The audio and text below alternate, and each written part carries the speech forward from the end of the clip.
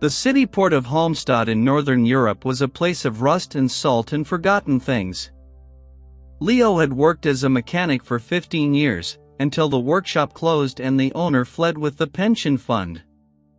Now at 34, he slept in an abandoned warehouse on the dock, a crumbling concrete shell that smelled of fish and diesel. He worked as a night watchman for a logistics company that never bothered to check his papers. The pay was low, but it came with a dark corner where he could stretch a sleeping bag between two pallets of industrial bearings. Leo did not drink, and he did not smoke. He had a sister in another country and a debt from a surgery he never fully paid. Life was a long corridor of gray days and colder nights. One evening in late November, the fog rolled in from the sea so thick that the lighthouse beam could not cut through it. Leo finished his patrol of the warehouse perimeter at 2 in the morning and walked along the pier to smoke a cigarette. The wind had died, and the water was black and still. That was when he saw the backpack. It rested against a wooden bollard, a dark green civilian bag with worn straps and a single tear on the side. He looked around, but saw no one. The fog swallowed every sound. He approached slowly and nudged the bag with his boot. It was heavy. He knelt and unzipped the main compartment. Inside he found bundles of cash held by rubber bands. Old notes, 50,000 euros by his rough count. Under the cash there was a pistol wrapped in a wool sock, a small black revolver with a scratched grip. Leo had never held a gun in his life. He knew immediately that this bag belonged to someone dangerous. A rational man would have called the police. A smart man would have walked away and pretended to see nothing. But Leo was neither rational nor smart that night. He was tired, and poor, and very alone. He zipped the bag shut and carried it back to his corner in the warehouse. He hid the money inside a hollowed pipe behind a steel beam. The gun he buried under a pile of old conveyor belts at the back of the building. Then he tried to sleep, but sleep did not come. His mind replayed every possible consequence. He told himself he would wait 1 week. If no one came for the bag, he would take the money and leave the country. He would pay his debt and start over somewhere warm. That was the plan. The next morning, the fog lifted, and the port returned to its usual rhythm of cranes and trucks. Leo worked his shift as if nothing had happened. He did not touch the money, and he did not check on the gun. On the second night, a fishing boat arrived late, and the crew left a mess of nets on the pier. Leo cleaned up and kept his head down. On the third night, at exactly 1:30 in the morning, a black van pulled into the port without lights. 2 men stepped out. They were not police. They wore dark jackets and boots and moved with the quiet efficiency of people who had done this many times before. One was tall, with a shaved head and a scar above his eyebrow. The other was shorter and stocky, with a flat face and small eyes. They searched the pier methodically, flashlights sweeping the ground. Leo watched from the warehouse window, his heart pounding so hard he could hear it in his ears. The tall man walked to the bollard where the backpack had been. He stopped, bent down to touch the wet wood, then straightened and looked directly at the warehouse. Leo stepped back into the shadows. The 2 men walked to the warehouse door and tried the handle. It was locked. Leo had the only key. The tall man knocked 3 times, paused, then knocked 3 more times. Leo did not move. The stocky man spoke in a low voice that carried through the thin metal door. "We know you are in there. Open up." Leo's throat went dry. He considered running out the back, but the back door opened onto a loading dock with no cover. He would be seen. He took a breath and walked to the door. He unlocked it and opened it just enough to see their faces. The tall man smiled, but it was not a friendly smile. He said they were looking for a green backpack that had been left on the pier by mistake. A friend of theirs had lost it, and the friend was very eager to get it back. Leo shook his head and said he had not seen any backpack. He had been inside the warehouse all night. The tall man's smile did not waver. He said he believed Leo, but his friend would still want to search the building. Leo stepped aside and let them in. They spent 20 minutes searching every corner of the warehouse, but they found nothing. The money was well hidden in the pipe, and the gun was buried under the belts. The tall man looked frustrated for the first time. He asked Leo if he was sure he had not seen anything. Leo said he was sure. The tall man nodded and said they would be back. Then they left. The van drove away into the fog. Leo waited an hour before he moved. He went to the pipe and touched the money. It was still there. He went to the belts and felt the gun under the rubber. Still there. He told himself he should call the police immediately, but the tall man's eyes had told him something else. These men had no problem hurting people, and the police could not protect him forever. He decided to wait one more day. He would collect the money and the gun and throw the gun into the harbor. Then he would take the cash and buy a bus ticket to the south. That was his second plan, and it was also a bad plan. The next day, Leo did not go to work. He told his supervisor he was sick and spent the daylight hours walking the streets of Halmstad, trying to see if he was being followed. He saw no black van and no tall man. He bought a burner phone from a convenience store and a prepaid card. He considered calling the port police, but he could not find the courage. The money was still in the warehouse pipe, and the gun was still under the belts. That evening, he returned after sunset. He went straight to the pipe and pulled out the cash.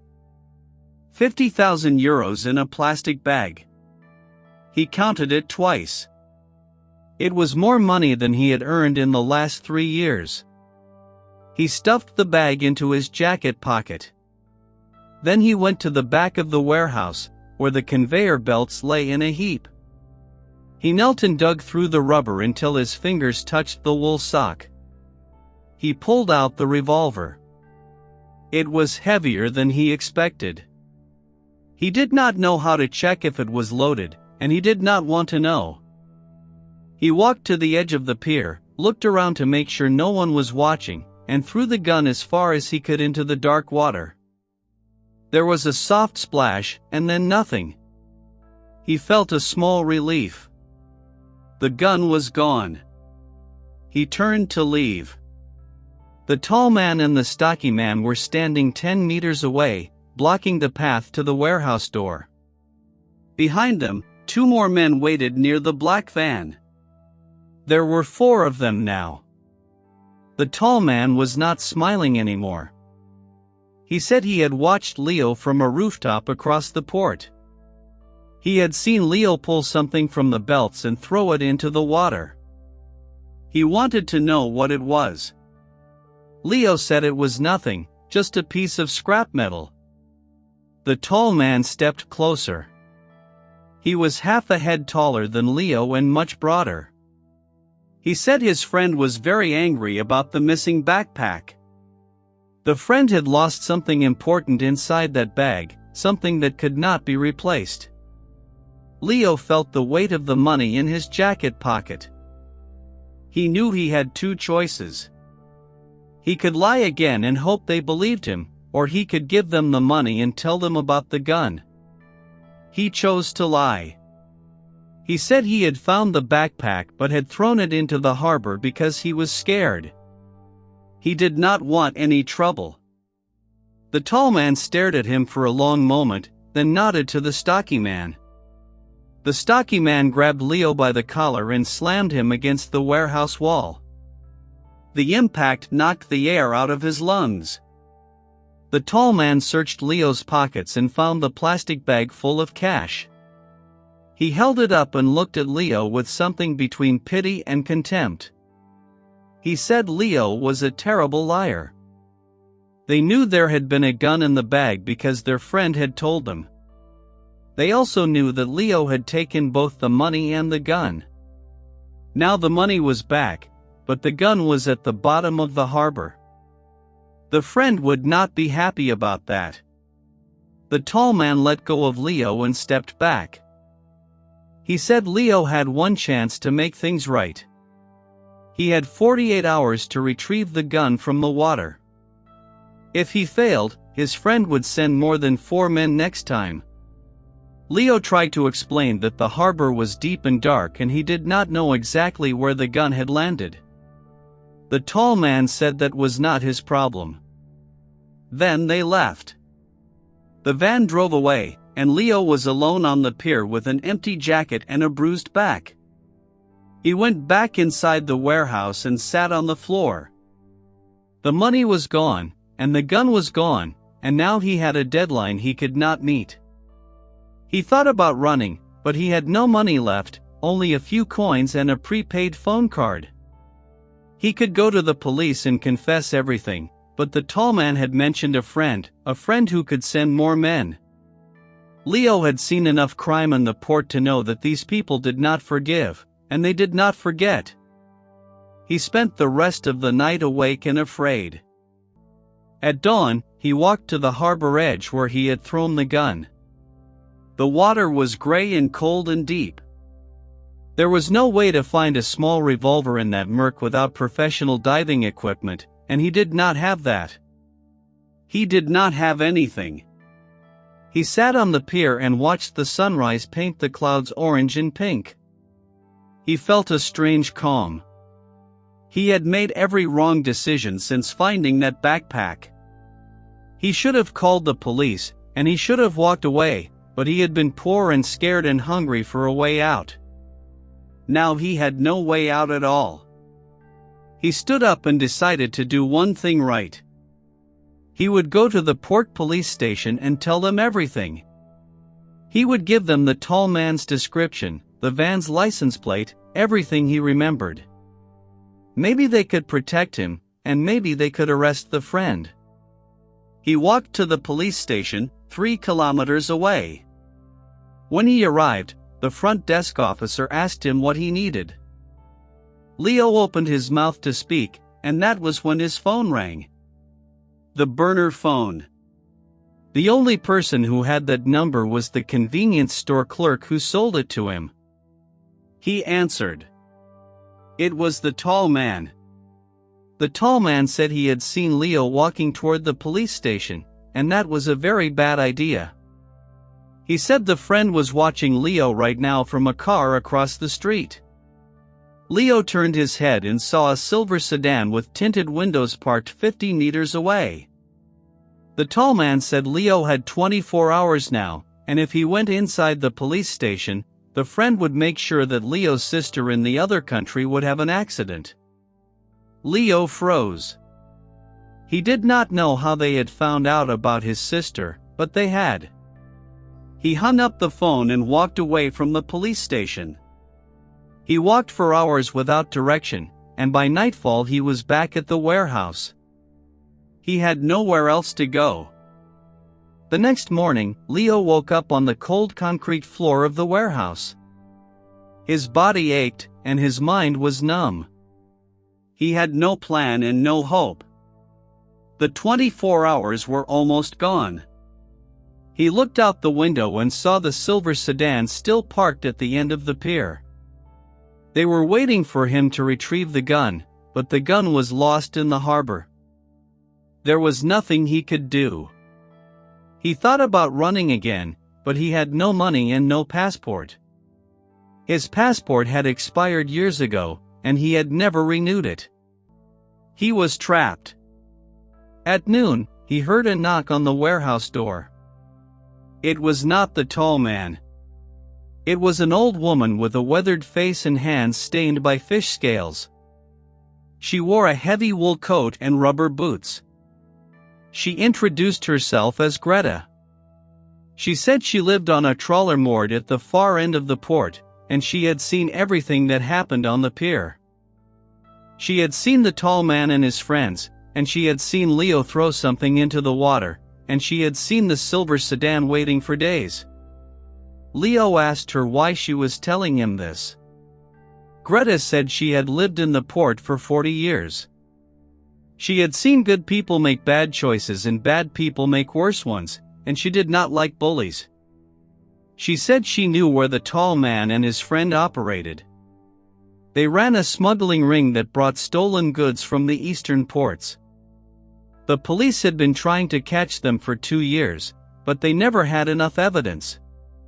Greta said she had a boat, a small fishing boat with a sonar that could scan the harbor floor. She could help Leo find the gun. Leo asked her why she would risk her life for a stranger. Greta smiled and said she was 72 years old, with no family and no fear, and she hated watching people get crushed by men like the tall man. They waited until dusk, and the fog returned, thicker than before. Greta's boat was a small wooden trawler named Elsa. The engine coughed to life, and they drifted to the spot where Leo remembered throwing the gun.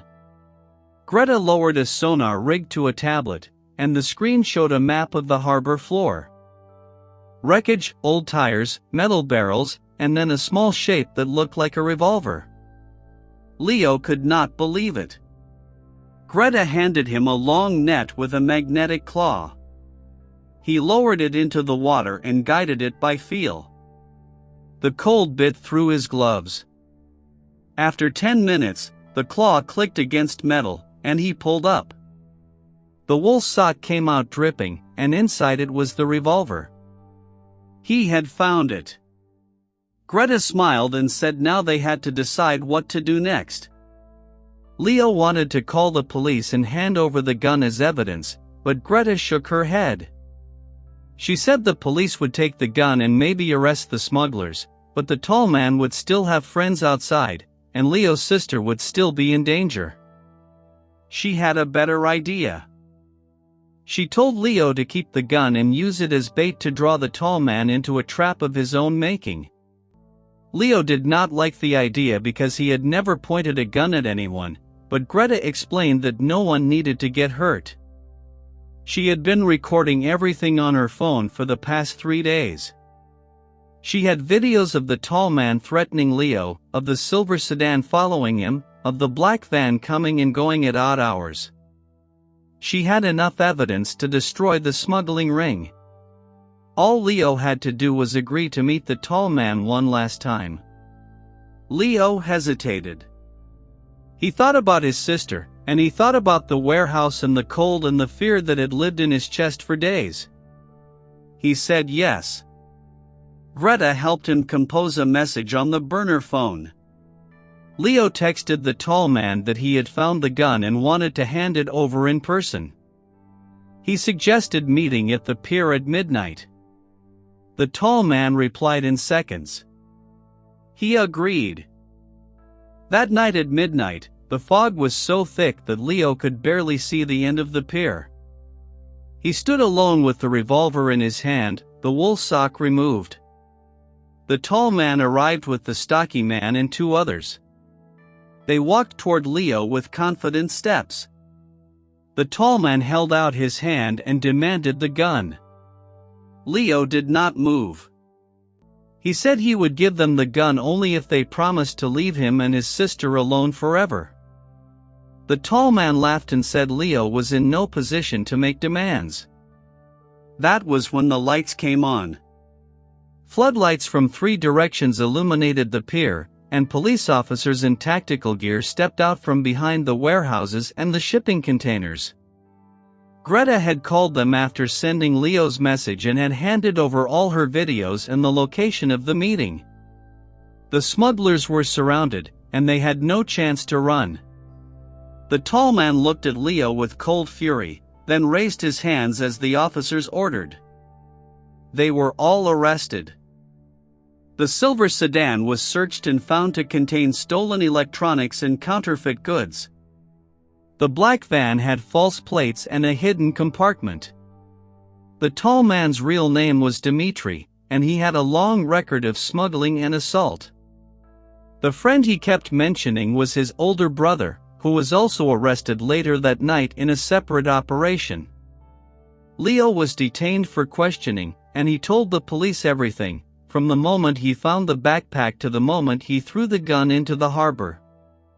He was charged with theft of the money and possession of a firearm, but the prosecutor offered a deal.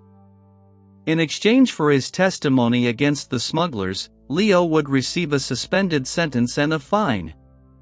He would not go to prison, and he would also be placed in a witness protection program for 6 months to ensure his safety. Leo accepted. He never saw the tall man again. He spent the next year living in a small town far from the coast, working at a repair shop under a new name. The fine took most of his savings, but he paid it slowly. His sister was never harmed. The smugglers received long sentences. Greta was given a public award for bravery, but she refused to accept it. She said she was just an old woman who hated bullies. Leo visited her once, a year after the arrest. They sat on her trawler and drank coffee in silence. He thanked her, and she said he had nothing to thank her for. He had made the right choice in the end, and that was all that mattered. Leo never went back to the port. He wrote a letter to Greta every Christmas. He never found another backpack full of money, and he never wanted to. He learned that some chances are worth walking away from, no matter how desperate the night might seem. The fog eventually cleared over Homestead, and the pier returned to its quiet rust and salt. And Leo, the night watchman who found a backpack, became a man who found his own way out.